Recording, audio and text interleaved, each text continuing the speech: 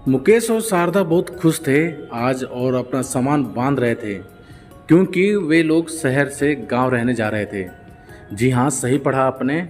शहर से गांव जा रहे थे रहने, क्योंकि ज़्यादातर तो गांव से शहर आते समय लोग ज़्यादा खुश होते हैं, लेकिन उनके बेटा बहू उनके इस फैसले से खुश नहीं थे।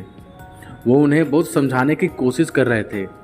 क्या ज़रूरत है गांव में जाकर रहने की? यहाँ इतना बड़ा फ्लैट है, किसी चीज़ की कमी भी नहीं है, आपके लिए नौकर भी लगा रखे हैं, इतनी सुविधाएं हैं, इतने अच्छे डॉक्टर हैं, तो क्यों आप लोगों ने गांव जाने की जिद पकड़ी हुई है? ये कह कहकर उनका बेटा रोशन उन्हें समझाने की कोशिश कर रहा था, लेकिन मुकेश और शारदा ने तो पक्का इरादा कर लिया था। रोशन की बात सुनते सुनते मुकेश जी परेशान हो गए। अब उन्होंने बोल ही दिया, रोशन बेटा, हमें जाने दो, हमारा यहाँ शहर में मन नहीं लगता। लेकिन क्यों पापा, क्या परेशानी है आपको? मुकेश अकेलेपन की। यह सुनकर रोशन चुप हो गया। तुम कहते हो क्या कमी है आपको? इतना बड़ा घर है रहने के लिए।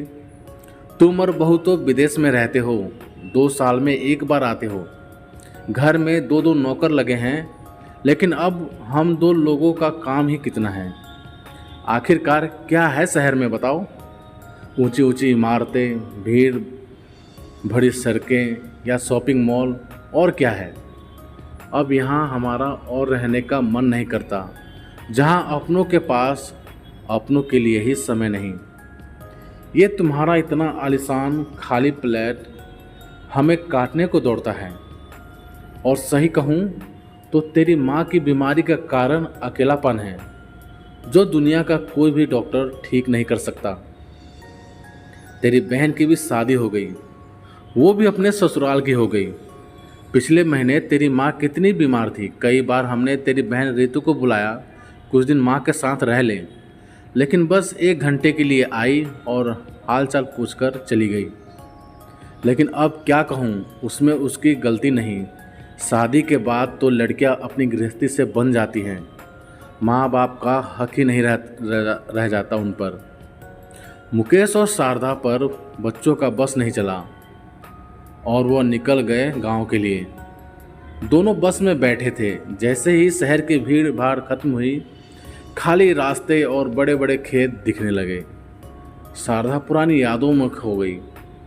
उन्हें वो समय याद आ रहा था जब शादी के बाद वो अपने माँ बाप को कोस रही थी। क्या क्या सपने देखे थे शादी के बाद।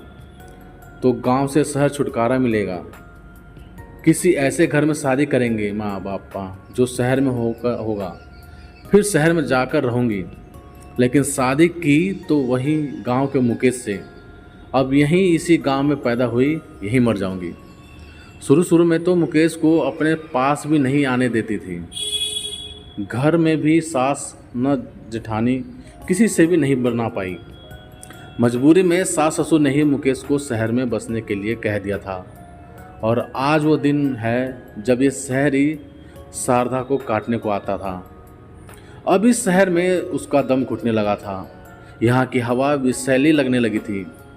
शारदा सोच रही थी, जब तक बच्चे छोटे थे जिंदगी उनकी देखभाल में गुजरती रही, लेकिन सच पूछो तो क्या दिया इस शहर ने मुझे?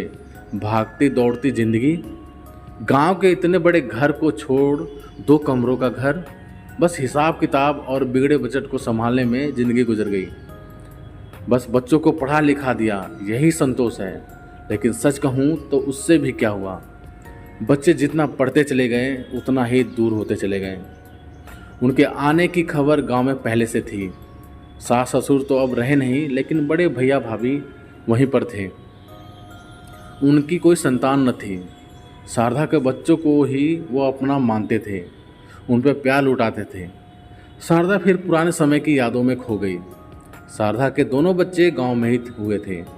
उस वक्त कितनी सेवा की थी मेरी जेठानी ने, और मैं अपने बच्चों को उनसे दूर रखने की कोशिश करती थी, क्योंकि मैं थी ना गंवार, जो बांझ का साया नहीं पड़ने देना चाहती थी अपने बच्चों पर।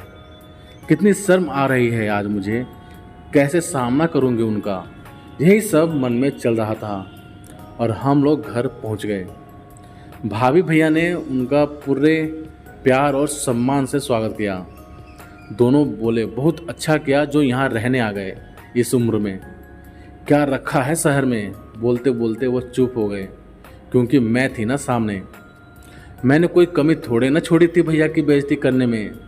शायद उन्हें वही याद आ गया होगा। भाभी भी बहुत प्यार से मिली। उम्र में मुझसे कितनी बड़ी थी मीना भाभी, लेकिन अभी भी उनके चेहरे पर कितनी चमक थी। और मैं शहर में रही इतने साल, हमेशा पार्लर जाना, अपना ख्याल रखना, धूल मिट्टी से बिल्कुल ही दूर रहना, लेकिन फिर भी बेजान सा हो चला था शरीर, और चेहरे की लकीरें मुझे उम्र से ज़्यादा दिखाने लगी थीं। या यूँ कहूँ, मेरे मन का जहर मुझे ही खाया जा रहा था। मुकेश की भी गुनहगार थी, उनको उनके परिवार से अलग कर दिया था मैंने। इसका एहसास तो मुझे बहुत पहले ही हो गया था।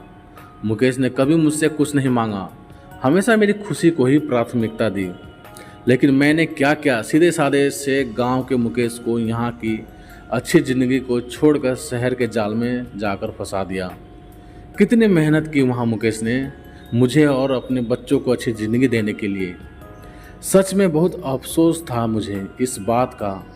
मैं अगर जिद ना करती तो कितना खुश रहता यहाँ गांव में, अपने घर में, अपने परिवार के साथ, अपने माँ बाप के साथ। गुनहगार तो मैं सबसे ज़्यादा अपने सास ससुर की थी, जो मैंने उनका बेटा उनसे ही दूर कर दिया था। सच कहूँ तो इसका एहसास मुझे तब हुआ जब मेरे बच्चे मुझसे दूर हुए। मैं तो संभाल ही नहीं पा रही थी अपने आप को।